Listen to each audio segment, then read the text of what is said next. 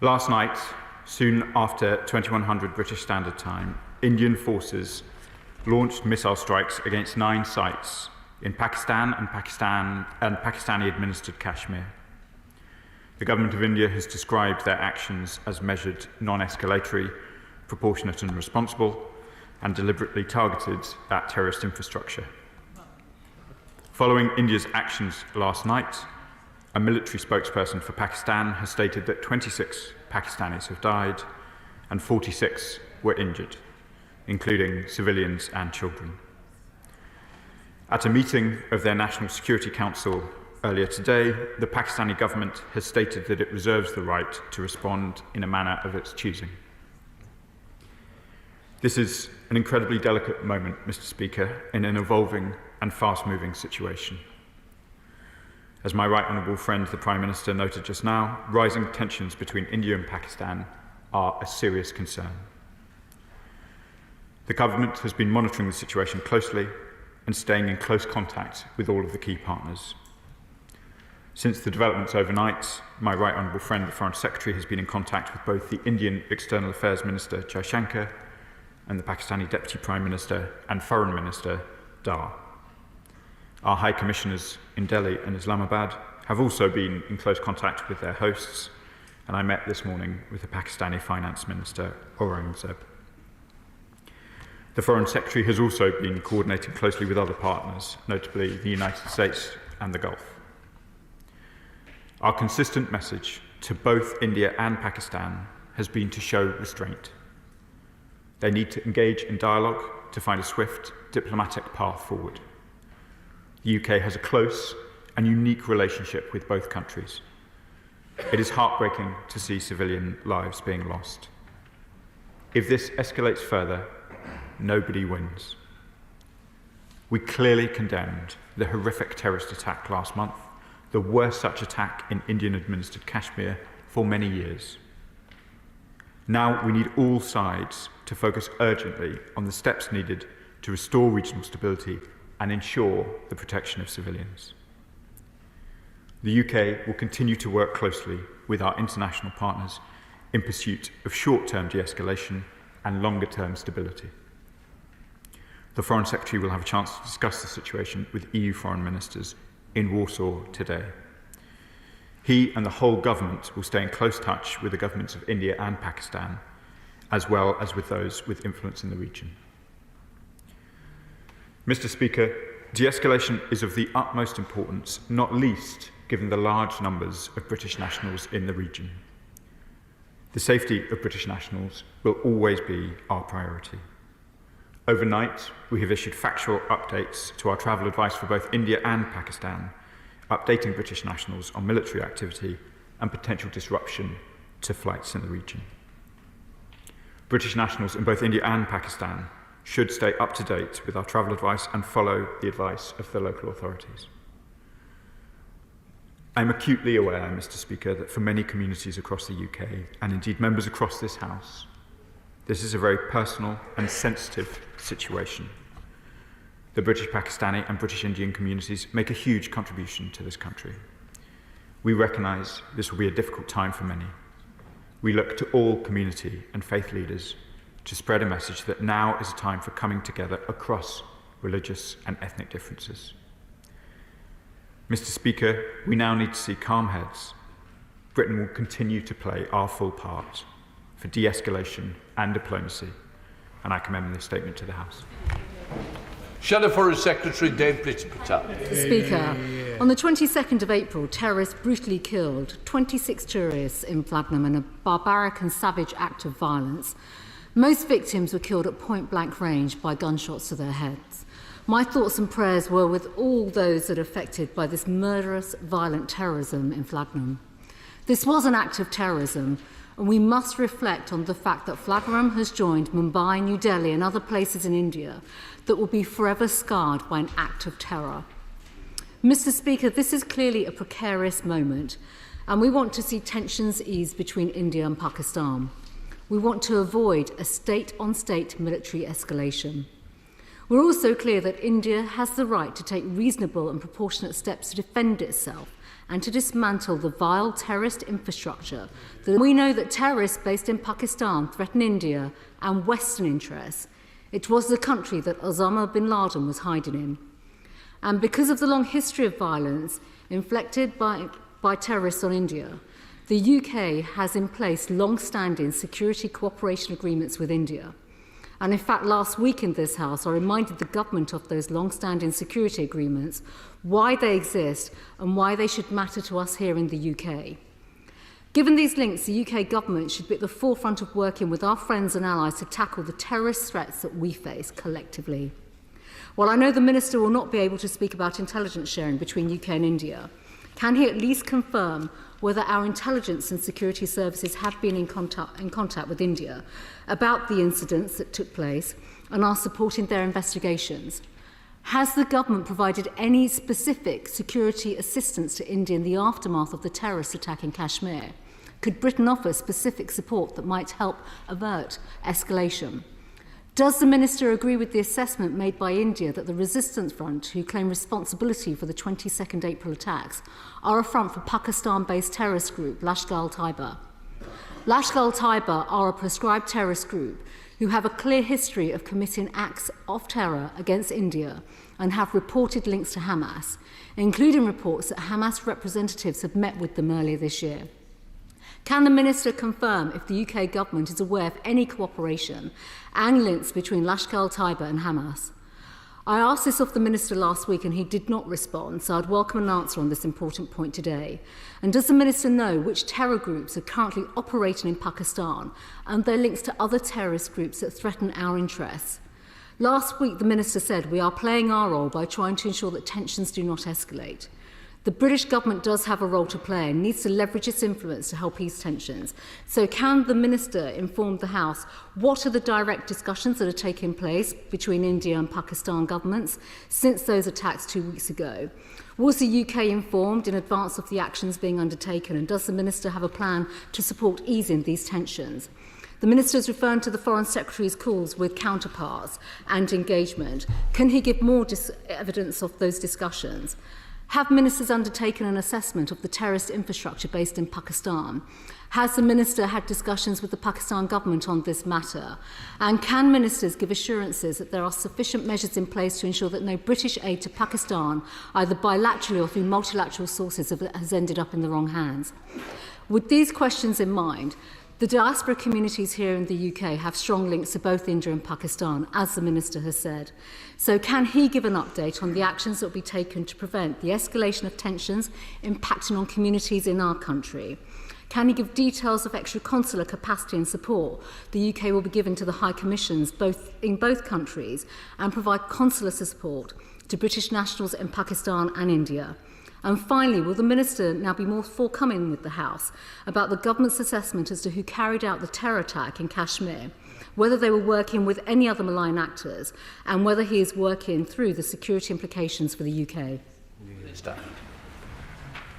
Mr. Speaker, the Right Honourable Lady asks important questions. And let me take this opportunity to reiterate our condemnation of terrorism in all its forms. Our thoughts are, of course, still with those affected by the despicable acts of the 22nd of April. Our thoughts are with their loved ones and the people of India. The Prime Minister spoke with Prime Minister Modi on the 24th of April, and the Foreign Secretary spoke with his counterpart on the 27th. We are all, as the Right Honourable Lady would expect, in regular contact with our counterparts. As she may know, the Foreign Secretary is travelling at the moment, and I'm not privy to the very latest contacts he has had, but I know that they are ongoing. The Right Honourable Lady asks important questions about community relations in this country. I am, of course, working closely with my MHCLG counterpart who are talking to affected communities across the country, recognising the sensitivities that she points to. And I can confirm to the Right Honourable Lady that I have had extended discussions with my Pakistani counterparts about the terrorist threat within Pakistan and the efforts that need to be taken in order to address it, and that is a terrorist threat which affects Pakistan herself as well, who has of course suffered, even in recent months, very significant terrorist attacks. Thank you, Mr. Speaker. And the reality is that India's airstrikes in Pakistan and Azad Kashmir have seen the killing and injury of dozens of civilians, including children. And it has led to a massive escalation in the real threat of war between two nuclear powers. This follows 2 weeks of bulldozer tactics and thousands of mass arrests in Kashmir, the unilateral withdrawal from the Indus Treaty effectively threatening collective punishment on millions of Pakistanis, and now this act of aggression, all in complete contradiction of international law. The Minister is right to say that the international community must now focus towards de-escalation and stability. But this cannot be achieved in full without addressing the central issue of Kashmir, an issue close to the hearts of many honourable members in this case, an issue that I have. The plight of the Kashmiris has been raised by me over the last decade in this chamber. So does the Minister accept that the UK has a moral, historical and legal duty and responsibility to end this 80-year period where UN resolutions on Kashmir have frankly sat gathering dust? And will he act so that the sons and daughters of Kashmir have their birthright to self-determination, something promised to them decades ago? Madam Deputy Speaker, I thank my honourable friends for the question. Of course, there are, and it's well known to this House, a range of wider issues between India and Pakistan, and Kashmir is one of them. But on this most delicate of days, it is important that the House remains focused on the importance of de-escalation, and that is my key message from this dispatch box today. Spokesperson Callum Millen. Thank you, Madam Deputy Speaker, and to the Minister for advance sight of his statement. The terrible terrorist attack last month brought death to 26 civilians and rightly shocked and appalled many. Yesterday's military strikes by India and the subsequent exchange of artillery fire in Kashmir mark a deeply concerning escalation. The prospect of New Delhi and Islamabad engaging in further tit-for-tat military action risks destabilising the entire region and leading to more civilian deaths. Their status as nuclear powers also generates severe global risks. It is vital, therefore, that both governments work to de-escalate the current crisis. Maintaining open lines of communication is key to preventing escalation and enabling a diplomatic off-ramp for both governments. So can the Minister provide more detail on the conversations that he said have taken place overnight with government representatives in New Delhi and in Islamabad, and on what steps the government is taking to help maintain an open dialogue between both governments? Can the Minister also confirm whether additional resources are being provided to support British nationals in Pakistan and India to ensure their safety? Given our shared history, Madam Deputy Speaker, and now as Commonwealth partner to India and Pakistan, the UK has a particular responsibility to support efforts at mediation and to help prevent retaliatory actions which could contribute to more deaths on both sides. Can the Minister describe what plans the government has to engage international partners at the UN to support mediation efforts? Yesterday's strikes follow a series of escalatory measures taken by India and Pakistan over the past week. In addition to the cessation of military activity, it's vital that these countermeasures are wound back. Can the Minister confirm what, as part of mediation efforts, the government is doing to press India to reinstate the Indus Water Treaty and Pakistan to reopen its airspace? Indian and Pakistani communities across the UK will be very worried by these new developments, and it is vital that they are fully supported. So in addition to the remarks he's already made, can the Minister provide more detail on what steps the government is taking across all departments to support communities here in the UK? Minister Falconer. I thank the honourable gentleman for his questions. Let me try and take them in turn. I can confirm that the Foreign Office is taking action to ensure that the best possible consular service is available to British nationals in India and Pakistan. He mentions airspace. Even over the course of the last 24 hours, there have been a number of changes in relation to airspace. So I would encourage both members of this House and anybody watching at home to please keep Foreign Office travel advice as the central place for advice. This is a fast-moving situation, and options for air travel may change, and indeed have changed over the last 24 hours. So please do keep updated on that, and I can confirm that my department is taking steps to try and ensure that our call centres are open and that those who are concerned should get in direct touch. We are, as I said earlier, in direct touch with both governments. I was, as I said, with the Pakistani Finance Minister shortly before coming to this House. I won't comment in great detail about the substance of those discussions, other than to say that my key message in those engagements was the same message I just repeated to my colleague, which is now is a time for de-escalation. Tahir Ali. Thank you, Madam Deputy Speaker. India's record on Kashmir is not something to be proud of. It has been ethnic cleansing Kashmiris for over 78 years. Modi's record on human rights is not forgotten. An individual who once was barred from coming to this country. Kashmir has a history that spans over 4,000 years. It has never been part of India and will never be part of India. That can remain a distant dream of Modi. Does the Minister agree with me that now's the time to de-escalate, but also make sure that the promises of a plebiscite for the Kashmiri people are also delivered, so this issue can be resolved for once and all? Mr Faulkner. My honourable friend is right to focus on de-escalation. That is my focus this afternoon from the dispatch box. Our position on Kashmir remains unchanged, but it will be the focus must be, for now, ensuring that there is no further threat to regional stability. Andrew Mitchell. Thank you, Madam Deputy Speaker. The Minister has rightly underlined the fact that we are facing an incredibly dangerous moment at this point, but that Britain has a uniquely deep, historic and influential relationship with both these great countries, which we must now deploy with great energy and skill. Does he agree that the government of Pakistan must take more action against these terrorist organisations which operate from their soil, and also understand the outrage that Indian people, but not only Indian people, but including the diaspora in Royal Sutton Coldfield, feel that these dreadful events have taken place, as we have heard today? Madam Deputy Speaker, I thank the Right Honourable Gentleman for his question, and I recognise his long attention to these issues. As Secretary of State for DFID, he sent a young DFID official to Pakistan in 2010, and I remember his commitment then. He's right that Pakistan has been plagued by a terrorist threat within its own borders. It's a plague which has been of concern to its neighbours, but also most acutely to many Pakistanis, as we've seen devastatingly in recent months.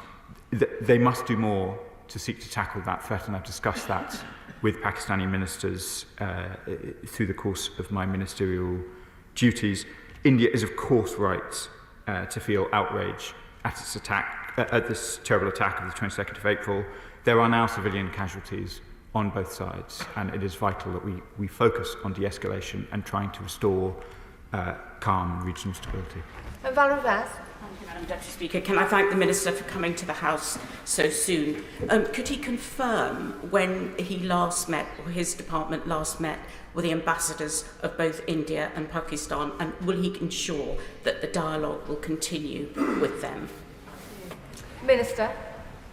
I can confirm to my honourable friend that the dialogue will continue. Of course, the Prime Minister was in touch with Prime Minister Modi just yesterday, and I was with the Pakistani Finance Minister and indeed the Pakistani High Commissioner in London just an hour or two ago.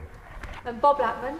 Thank you, Madam Deputy Speaker. Following the terrible terrorist atrocities on the 22nd of April, as the Minister has outlined, clearly India took diplomatic action and further actions to penalise Pakistan. Pakistan then retaliated.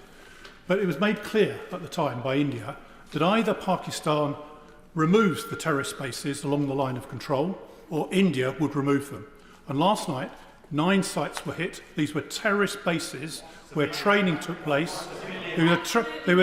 where terrorists are being trained to go and commit further atrocities in India.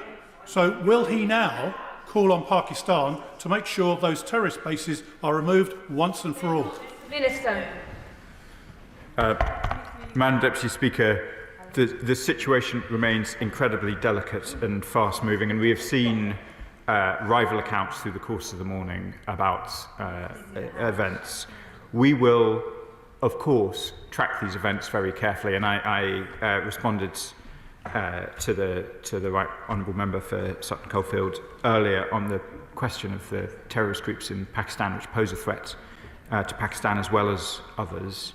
We will, of course, continue to monitor events very closely. There's still much that is disputed, but it is absolutely obvious for regional stability to be restored, we need to have direct, urgent contact between India and Pakistan and calm heads prevailing.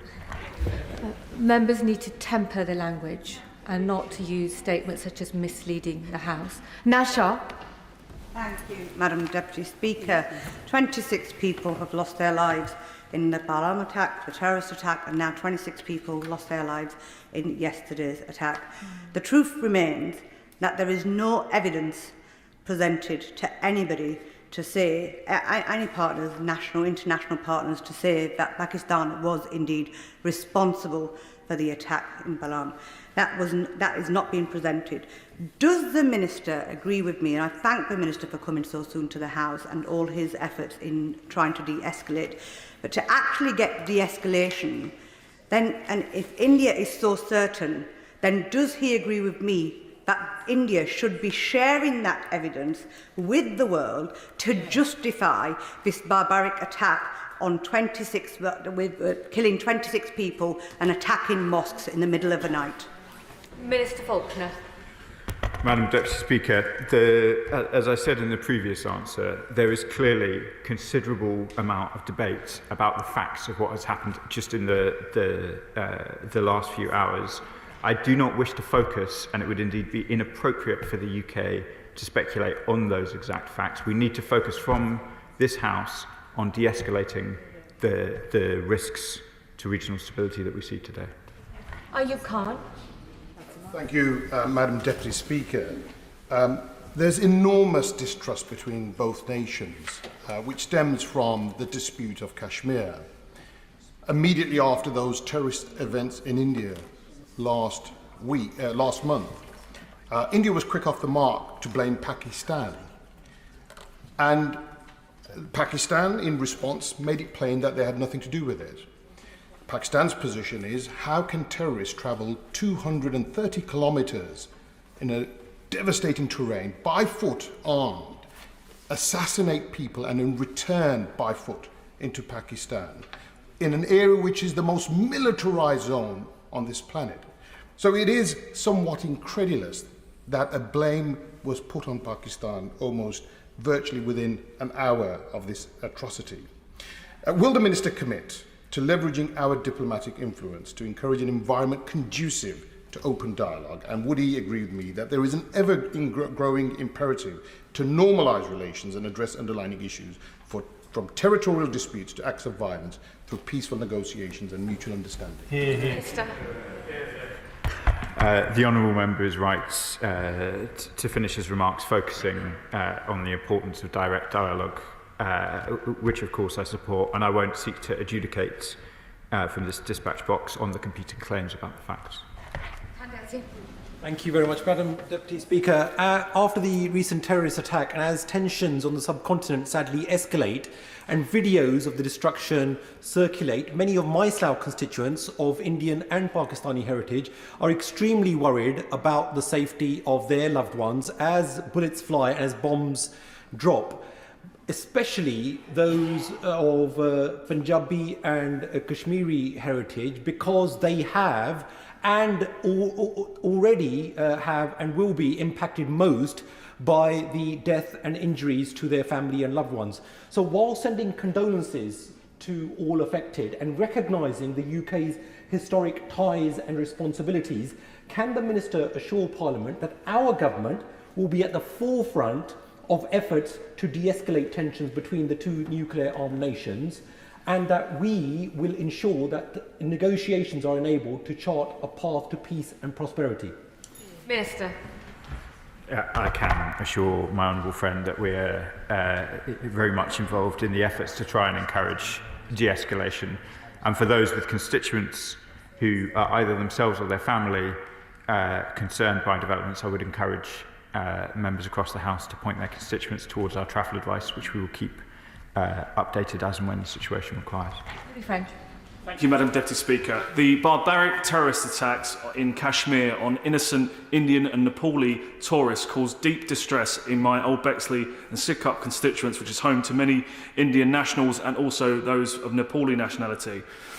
I welcome the Minister's tone today about de-escalation, and I think he's getting the tone just about right. But can I also urge him to ensure that none of this escalation of tensions in that part of the world happens here in the UK, and ensure that Hindu temples in particular are offered the same funding and security that is given to mosques around the country? Minister. I thank the honourable gentleman for his measured and reasonable question. I'll take away the issue that he raises. I've been in regular contact with the Minister for Faith and Communities in the Department for Local Government, and we're discussing these issues closely, recognising the sensitivity in constituencies like the honourable gentleman's and many others that have been mentioned this morning. Stella Creasy. Thank you, Madam Deputy Speaker. The Minister will know that our British constituents with strong links to Kashmir are both horrified by the terrorist attack and also terrified by the escalation of violence that we've seen overnight, as well as the online hatred that is being fomented. 2 weeks ago, I asked the Minister about the possibility of missiles being used in escalation. We've now heard from the Indian Foreign Secretary that they believe that there are further terrorist act plans, and the Pakistani Prime Minister has called last night's events an act of war. He will be aware of the UN Security Council meeting planned for Monday. What words of comfort can he offer our constituents horrified about what will happen in the next couple of days? That this government will not just push for de-escalation, but a long-term solution that guarantees the peace and security of everybody in Kashmir. Minister. I thank my honourable friends for the question and for conveying the concerns of her constituents so effectively. Regional stability is in the interests of both India and Pakistan, and indeed the UK, and it will be to those ends that our diplomacy will be focused. As my honourable friend acknowledges, my focus this afternoon is on de-escalation, but of course we're engaged with both governments on the full range of the interests engaged. Stephen Gethin. Madam Deputy Speaker, I thank the Minister for his statement. We also condemn the terror attacks, the abhorrent terror attacks, and abhor any loss of civilian life. We do have two nuclear-armed states, though, who are setting up with one another. Can the Minister assure me there's been a diminishing of the international rules-based system? In his approach to this, can he assure me that he will be stressing the importance of that rules-based system when it comes to mediating between these two parties? Minister. I can assure the honourable member that the UK remains committed in all of our interactions to emphasising the preeminent importance of international humanitarian law and a rules-based international order. Paul Wall. Madam Deputy Speaker, the murder of 26 civilians in Pahalgam was truly horrific, but India's airstrikes have resulted in the deaths of 26 civilians in Pakistan and Azad Kashmir. This cannot be a bizarre, macabre game of tit for tat, where the only people who suffer are civilians on both sides. Can the Minister reassure my Rochdale constituents, many of whom are concerned about family members, that the government is doing everything it can through its consular access and also at diplomatic level to de-escalate the situation, and also to make crystal clear to India that water cannot be used as a weapon of war against the wider people of Pakistan and Kashmir? My honourable friend is right, of course. Civilians must be protected. For British nationals concerned by developments, I would encourage them to refer to our travel advice. As I said earlier, this is obviously a fast-moving situation, and we will not be in a position to always update our latest advice from this dispatch box, so please, constituents should look there first and foremost for advice from the British government about how to ensure their safety. My honourable friend refers to some of the wider issues that we discussed last week, including the Indus Water Treatment Treaty, which I understand is in abeyance rather than being repealed. Some of these longer term issues will of course need to be discussed. The first priority must be de-escalation. Simon Hall. Thank you, Madam Deputy Speaker. What role does the Minister envisage the Commonwealth playing to act as an honest broker in discussions between both India and Pakistan? And can he also assure the House that, given the fact that the trade deal with India was signed just yesterday, that there will be a clear demarcation of government response, and that the government doesn't feel in any way fettered as a result of that trade deal in acting as an honest broker between the two countries? It's a very important matter, and I hope you can assure the House on it. Minister. Our priority is to ensure direct contact between India and Pakistan, and to ensure that those tensions are directly de-escalated. We're of course very proud that we are Commonwealth members with both India and Pakistan, and that Commonwealth membership obviously reflects a deep and unique history between the UK and India, and the UK and Pakistan. We of course we welcome the free trade agreement that was announced yesterday, and of course these are close, deep friendships between both countries involved. We will, in all of our efforts, seek to restore regional stability, and we will do that with both of our friends. Jas Aswal. Thank you, Madam Deputy Speaker, and thank you for your advice on tempering our language in here, because words have consequences. And I thank the Minister for his statement and the Foreign Secretary for all the work that they're doing in the background. Yesterday in this House, we celebrated the end of World War II, and I commended the role of the British Indian troops, now known as India and Pakistan, who fought shoulder to shoulder, shoulder on the wheel, made sure that we won. Allied troops won. World War II was ended. And as someone with Indian heritage, born in India, whose parents were born in Pakistan, I know only too well neither nation will take a backward step. So what can the Minister do to assure me and my residents in Ilford South that we will do everything possible to bring both the superpowers to the negotiating table to restore peace to this volatile part of the world? Faulkner. I thank my honourable friend for the sensitive and personal tone that he brings to his remarks. I too have seen the Commonwealth war graves in Pakistan and India, which is a tribute to the service of many from the British Indian forces that fought in World War II. I can assure him and his constituents that we will do everything that we can to play our full diplomatic role. Thank you, Madam Deputy Speaker. Given the significant and frightening ramifications of further tensions and instability between these two nuclear-armed neighbours, I agree with the Minister that de-escalation and diplomacy are the absolute priority. Can I ask the Minister to tell the House whether he has sought assurances that UK-manufactured weapons and military equipment have not been used in attacks against civilians? And can I ask him now to explicitly rule out supplying any UK-made weaponry to either side in a bid to increase pressure on all parties to engage in much-needed dialogue? Minister. Madam Deputy Speaker, we have some of the toughest arms export rules in the world, and they will be fully adhered to in this case. I don't intend to make further announcements from the dispatch box about that regime now, but I'm sure in due course I can return to the House to provide a follow-up update. Mohammed Yassin. Madam Deputy Speaker, 10 days ago, this House stood united in condemning the attacks on civilians on both sides of the conflict. Yet since then, the violence has tragically escalated, with more innocent lives lost overnight as a result of Indian attack on civilians in Pakistan and Azad Kashmir. While we all want to see an immediate de-escalation of military action to prevent further loss of lives, does the Minister agree that lasting peace in the region cannot be achieved until the core issue of Kashmir is resolved and the Kashmiri people's right to self-determination under the UN resolution is recognized and upheld. Madam Deputy Speaker, I recognise my honourable friend's long advocacy on these questions today. We are calling for de-escalation and our position on Kashmir remains unchanged. I'm sure I will return to this House to discuss longer-term issues between India and Pakistan in the fullness of time. Mark Pritchard.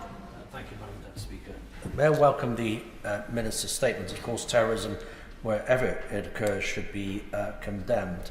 But can I, on behalf of my constituents, many of whom are of Pakistani heritage and Indian heritage, join the Minister in calling for a de-escalation and dialogue between India and Pakistan. And ahead of the meeting in New York next week, I just wonder, as a permanent member of the UN Security Council, what more the UK can do to ensure that the United States is fully engaged in that process as well. Minister. I thank the honourable gentleman for his tone in his question, and I can confirm that the Foreign Secretary and other members of the government are in direct touch both with other permanent members of the Security Council, including the United States. Harpreet Powell. Thank you, Madam Deputy Speaker. And of course, this is a delicate moment, and it's no one's interest to see further escalation. So, of course, I condemn the loss of civilian life, both with the terror attacks and the military strikes that are ongoing now. But can I join the Honourable Member in saying it's really important that we work with our international allies and partners to try and de-escalate the situation. And I was contacted by a constituent in the region who is concerned about him and his family. So can I ask what role the FCDO is playing with British nationals in the region as well? Thank you. Minister. I thank my honourable friend, who's a doughty champion for her constituents. We have been updating travel advice, and I can confirm that my department is taking steps in order to be able to respond as fully as possible to the concerns of our collective constituents who are in the region. I would say to her and all members of the House, Foreign Office travel advice will be the first and best place for constituents right across the country to be looking. Iqbal Mohammed. Thank you, Madam Deputy Speaker. I thank the Minister for his statement, and I associate myself with all the members of the House in the condemnation of the terror attack in Pahalgam and my concern at the military escalation between nuclear-armed neighbours, which has already resulted in the killing of 26 innocent people.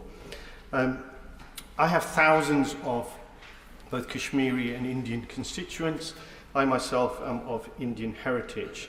And they are absolutely terrified with what they saw last night, and they've been glued to their screens, worrying about their loved ones. The Minister has already explained what the steps the UK is doing at diplomatic level to de-escalate, but can he provide reassurance to my constituents that whatever steps the UK will take, the diplomatic steps taken will be neutral, impartial, and not favour one country over the other, and will prioritise peace and stability in the region? I thank the honourable gentleman for his question, for his acknowledgement of the importance of de-escalation. I confirm that we will be prioritising regional stability, the reasonable interests of both country and indeed the UK's interests in the region, which includes stability between the two great friends to this country. Debbie Abrahams. Thank you, Madam Deputy Speaker. And I absolutely wholeheartedly support the Minister in his calls for de-escalation. And I would also like to reiterate my condolences to the families who've lost loved ones, both in the attack last month, but in overnight as well. I represent a constituency that is about 20% Pakistani Kashmiri heritage, but I feel for our common humanity that anyone, any religious origin, anybody who's lost a loved one on either side of the line of control, that we should extend our condolences to. But could the Minister confirm, in terms of the international allies that he has been working with around trying to de-escalate tensions, And also on the security issue, given that the UNMAGIP was established back in 1951 and has a huge, extensive intelligence in the region, is he able to say whether he's been in contact with them and what they've said? Mr Faulkner.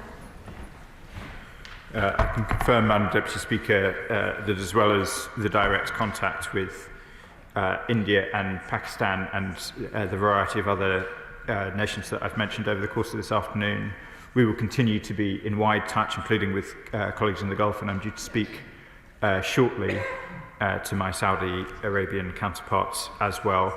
As this House would expect, we will be in regular and intense dialogue with all of those with an interest in the region and sharing with them our calls for de-escalation. Thank you, Madam Deputy Speaker. Does the Minister agree with me that whether it's the Nile or the Indus or anywhere else, weaponising water is wrong and that it particularly affects the world's poorest? And does he share my disappointment at the suspension of the 1960 Indus Water Treaty? And does he further share my concern that were India tempted to exploit that suspension, that China might decide to interfere with the headwaters of the Brahmaputra? Minister. Madam Deputy Speaker, the Indus River system is of enormous importance both to India and Pakistan, and it is going to be vital that all partners, all actors and international partners work towards its long-term sustainability. Thank you, Madam Deputy Speaker, and I thank the Minister for his statement on this deeply concerning matter. Given that he has already highlighted the friendship that this country enjoys with both Pakistan and India, can he provide reassurances that it is in that manner that ongoing conversations with both countries will be conducted? And can he also detail which conversations have already happened or are planned with our international allies to de-escalate the situation in this part of the region? I can confirm to my honourable friend that it will be in that spirit that we conduct our diplomatic efforts. There are many in this House who have alluded to their own family connections, either to India or to Pakistan. As I alluded to earlier, I have lived in Pakistan. It was the first lengthy overseas posting I conducted, and I know that many people right across this House feel our friendship with both India and Pakistan very deeply, and it's in that spirit that we will conduct our work. Forster. Speaker, my heart goes out to the 26 families of the tourists that were killed last month. But my heart also goes out to the 26 civilians and children that were killed in Pakistan last night. I urge the government to do all that it can to de-escalate the situation, and as such, when can the Minister confirm when our Prime Minister will speak to the Indian and Pakistani governments, in particular Prime Minister Modi? Minister. The Prime Minister spoke to Prime Minister Modi yesterday. That was before these events. We have been in touch overnight and throughout the day with the Indian government, and I have been in touch throughout the course of the day with the Pakistani government as well. Surgeon Joseph. Thank you, Madam Deputy Speaker. Everyone in this House knows that India has suffered a number of terrorist attacks over the years, including one on the Indian Parliament. Just last month, 26 innocent lives were lost following a devastating act of terrorism in Pahalgam. While India has the right to defend itself and its people, does my honourable friend agree that war is not good for both sides and it's time for de-escalation and for Pakistan to work with India to eradicate terrorism from the region? Minister. I agree with my honourable friend. De-escalation is vital, and it's to that end that our efforts are dedicated. Ben Lane. Thank you, Madam Deputy Speaker. Can I commend the Minister and indeed the Foreign Secretary for their efforts to maintain dialogue with both countries and in conjunction with international allies to de-escalate the situation. Given the urgency for de-escalation, is there any reason why this matter cannot be taken to the UN Security Council for a more urgent discussion than is currently planned? Minister. The agenda of the UN Security Council was agreed in New York, and when we're in a position to update the House on what that agenda looks like, then we will of course do so. Yasmin Qureshi. Thank you, Madam Deputy Speaker. May I refer the House to my registered members of interest as the chair of the All Parties Parliamentary Group on Pakistan. Madam Deputy Speaker, in my constituency of Bolton South and Walkton, I have people from Indian heritage, Pakistani heritage, Kashmiri heritage, and they were all absolutely gutted when they heard about the incident that took place 2 weeks ago, and of course what happened last night as well. My condolences to all of those who've died and their families. But India's decision to launch strikes without providing clear evidence of Pakistan's involvement in recent attack is reckless and deeply irresponsible.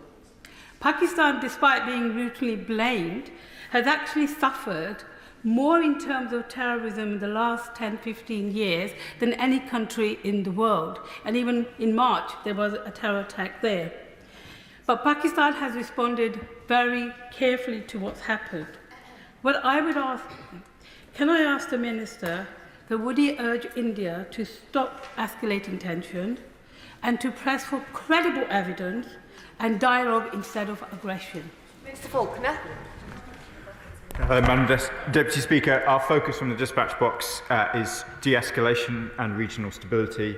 My honourable friend, who's got a long commitment to these issues, is right to focus on the damage that the scourge of terrorism has caused Pakistanis as well as others, and that has been the subject of many discussions between me and my Pakistani equivalents. Pakistan herself would most benefit from the eradication of terrorism scourge within her borders. Adnan Hussain. Madam Deputy Speaker, every day we witness the collapse of international limits on force, diplomatic norms and humanitarian law. Institutions built by nations after 2 world wars to secure a more peaceful world. Now, with 2 nuclear powers clashing, an escalation that could easily trigger a 3rd world war, I ask the Minister to confirm the UK's unwavering and unconditional commitment to international law, to condemn the Indian state's offensive against its sovereign neighbour, which has claimed the lives of 26 civilians, including children. And finally, I understand members have across the House, but I wish to emphasise the paramount importance and urgency of settling the long-standing issue of Kashmir through multilateral means and under the mediation of international bodies like the UN, so that lasting peace can finally take root in the region. Minister Faulkner. Madam Deputy Speaker, as I'm sure will be clear to all members, I'm focused on de-escalation and regional stability, and of course the UK continues to stand by the importance of international humanitarian law and a rules-based international order. International humanitarian law governs the actions of all states towards necessity and proportionality, and we expect all of our friends, and indeed every nation-state, to abide by them. Jacob Collier. Madam Deputy Speaker, I represent a large Pakistani and Kashmiri community in Burton who are watching in horror and fear at the risk of further military escalation. Many have family and extended family in the region and are understandably anxious about their safety and well-being. So can I ask the Minister, what assurances can he offer my constituents that the UK is actively engaging with all international partners to support de-escalation, protect wider regional stability and protect civilian lives? Minister. I recognise the concerns that will be felt in my honourable friend's constituency as they're felt in Lincoln and elsewhere, and I can assure him and the whole House that we will use our full diplomatic weight to try and ensure de-escalation in the region. Jim Shannon. Thank you, Madam Deputy Speaker. Can I thank the Minister for his statement? On my heart, as in others, is the loss of innocent life, and condolences to go to all of those who grieve today. Just a very salient reminder, Madam Deputy Speaker, in I Baptist Church in Newton Ards, a few weeks ago the pastor told us there were 67 wars in the world, so it totally is a world at war. With news reports this morning that up to 5 Indian Air Force planes may have been shot down, the escalation of this situation is clear and indeed incredibly worrying. Does the Minister believe that we can successfully intervene and negotiate peace? And what assessment has been carried out with regards to the nuclear capacity to ensure global security? Thank you. Madam Deputy Speaker, the honourable gentleman asks important questions. The UK's goal is de-escalation, to try and ensure that we return to regional stability, and the other issues between India and Pakistan, which have been long discussed in this House, are important questions to which we can return. But today, the focus must be on de-escalation. Final question, Matt Turn. Thank you very much, Madam Deputy Speaker, and I thank my right honourable friend for his statement and the sympathy that he has shown to those affected in these tragic events. Residents in my constituency of Watford, which has a large Pakistani and Kashmiri community, are really looking for leadership from the government. They have family and friendship networks that are deeply affected in the areas attacked last night. Now, we all recognise how sensitive and delicate the situation is and the need for calm thinking and dialogue. I wonder, will he outline a little more the actions that the government is taking to help reduce tensions and de-escalate the risk in the situation? Minister. I thank my honourable friend for the question and the concern he shows for his constituents in Watford. As I've said, we're in regular touch with all those states with an interest, and indeed with the two parties themselves, and we will continue to be so. That is the end of the statement, and I'll allow the front benches a few moments to swap over. Point of order, Louis French. Thank you, Madam Deputy Speaker. This morning we learned that Labour's choice of their football regulator, David Cogan, made personal donations to both the Prime Minister and also the Culture Secretary. Shame. We believe that the government's decision not to disclose this when Mr Cogan's appointment was announced constitutes a potential breach of the Governance Code on public appointments and represents a clear discourtesy to both this House and also the DCMS Select Committee. This appointment is clearly cronies over clubs, favours over fans, and brings major risk to English football. Can you please advise me, Madam Deputy Speaker, on the best way to ensure that this House is able to scrutinise such appointments and ensure all rules were followed by the government?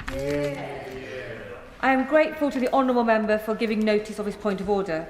The Chair is not responsible for public appointments or for the pre-appointment hearing process, but he has put his point on the record, and he might like to raise it with the honourable member for Gosport, who chairs the Culture, Media and Support Committee, who I see is in the chamber as well. OK, we'll now continue with the point of order. Thank you, Madam Deputy Speaker. The Financial Times reported this morning that the Paymaster General has confirmed the UK is looking to set up a youth mobility scheme with the EU.